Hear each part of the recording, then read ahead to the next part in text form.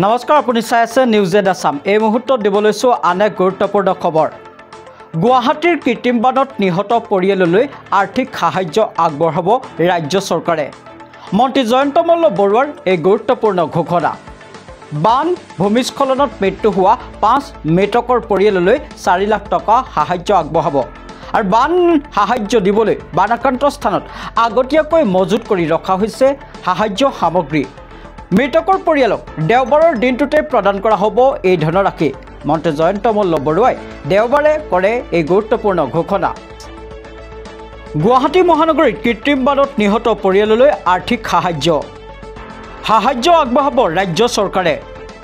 বান ভূমিস্খলনত মৃত্যু হোৱা 5 মৃতকৰ পৰিয়াললৈ 4 লাখকৈ টকা।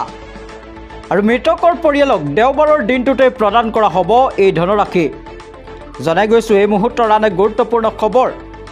যিহেতু গুৱাহাটী মহানগৰীৰ কৃত্ৰিম বানত নিহত পৰিয়াললৈ আৰ্থিক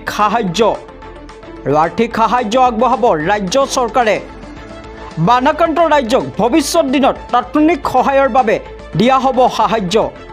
আৰু সাহায্য দিবলৈ বানাক্ৰান্ত স্থানত আগতীয়াকৈ মজুত কৰি ৰখা হ'ব সাহায্য সামগ্ৰী। আৰু গুৱাহাটী মহানগৰীত বান হ'লে সেই স্থানৰ পৰা তৎক্ষণাৎ প্ৰদান কৰা হ'ব সাহায্য। আৰু বান ভূমিস্খলনত মৃত্যু হোৱা 5 মৃতকৰ পৰিয়াললৈ 4 লাখকৈ টকা। আৰু মৃতকৰ পৰিয়ালক দেওবাৰৰ দিনটোতে প্ৰদান কৰা হ'ব এই ধনৰাশি।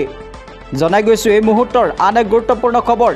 যিহেতু নেৰানেপেৰা বৰষুণৰ ফলত গুৱাহাটী মহানগৰীৰ ভিন্ন স্থানত বান বিধ্বস্ত অঞ্চলৰূপে পৰিগণিত হৈছিল। আৰু ঠায়ে ঠায়ে নানান সমস্যাৰ সন্মুখীন হৈছিল আৰু কেইবাজনো এই কৃত্ৰিম বানত মৃত্যুমুখত পৰিছিল। আৰু তাৰ পৰিপ্ৰেক্ষিতত গুৱাহাটী মহানগৰীৰ কৃত্ৰিম বানত নিহতৰ পৰিয়াললৈ আৰ্থিক সাহায্য আগবঢ়াব ৰাজ্য চৰকাৰে।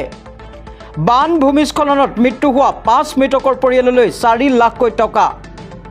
মৃতকৰ পৰিয়ালক দেওবাৰৰ দিনটোতে প্ৰদান কৰা হ'ব এই ধনৰাশি।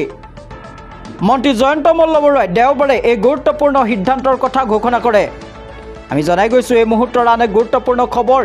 যিহেতু বিগত কেইবাদিন ধৰি নেৰানেপেৰা বৰষুণৰ ফলত গুৱাহাটীৰ ভিন্ন স্থানত কৃত্ৰিম বানৰ সৃষ্টি হৈছিল। আৰু গুৱাহাটী মহানগৰীৰ কৃত্ৰিম বানত নিহত পৰিয়াললৈ আৰ্থিক সাহায্যৰ কথা ঘোষণা কৰিছে। এইবাৰ আৰ্থিক সাহায্য আগবঢ়াব ৰাজ্য চৰকাৰে। আৰু মৃতকৰ পৰিয়ালক দেওবাৰৰ দিনটোতে প্ৰদান কৰা হ'ব ধনৰাশি। আৰু এই গুৰুত্বপূৰ্ণ সিদ্ধান্তৰ কথা ঘোষণা কৰে মন্ত্ৰী জয়ন্ত মল্ল বৰুৱাই।